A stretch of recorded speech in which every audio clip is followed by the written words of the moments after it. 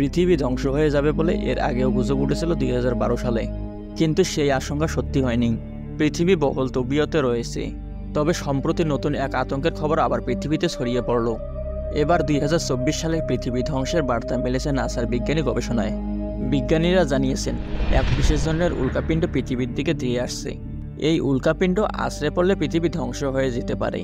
নাসার বিজ্ঞানীরা সম্প্রতি এমনই এক আশঙ্কার কথা জানিয়ে বলেছেন 2024 সালে পৃথিবী ধ্বংস হয়ে যেতে পারে, যদি না ওই উল্কাপিণ্ড অভিমুখ বদল করে। নাসার বিজ্ঞানীরা আরও জানিয়েছেন উল্কাপিণ্ডটি পৃথিবীর দিকে ধেয়ে আসছে সেকেন্ডে 5.2 কিলোমিটার গতিতে। প্রতি ঘন্টায় ওই উল্কাপিণ্ডের গতিবেগ 11,200 মাইল। ওই গতিতে যদি উল্কাপিণ্ডটি পৃথিবীর বুকে আছড়ে পড়ে তবে রক্ষা নেই পৃথিবীর, ধ্বংসের মুখে পড়ে যাবে পৃথিবী। এমনই আশঙ্কার কথা জানিয়েছেন বিজ্ঞানীরা। নাসার বিজ্ঞানীরা ওই উল্কাপিণ্ডটির নাম দিয়েছে রক 163348। উল্কাপিণ্ডটির দৈর্ঘ্য 250 থেকে 570 মিটার আর প্রস্থ 335 মিটার।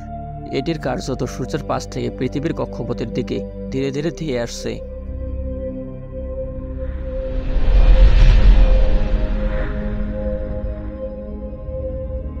সেন্টার ফর আর্কোসিস্টের মতে উল্কাপিণ্ডের সঙ্গে পৃথিবীর সংঘর্ষ হওয়ার সম্ভাবনা মাত্র 5%।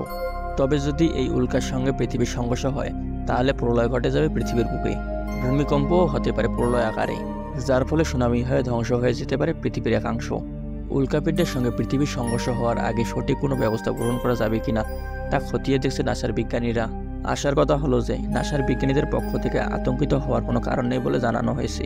উল্কা ও পৃথিবীর সংঘর্ষ হওয়ার সম্ভাবনা রয়েছে খুবই সামান্য, তাই এই ভয় পাওয়ার কোনো কারণ নেই। আপনি যদি এমনই আনকমন তথ্যপূর্ণ ভিডিও দেখতে পছন্দ করে থাকেন তাহলে চ্যানেলটি সাবস্ক্রাইব করে রাখতে পারেন। তাহলে দেখা হচ্ছে পরবর্তী নতুন কোনো এপিসোডে। ততক্ষণ পর্যন্ত ভালো থাকবেন। ধন্যবাদ।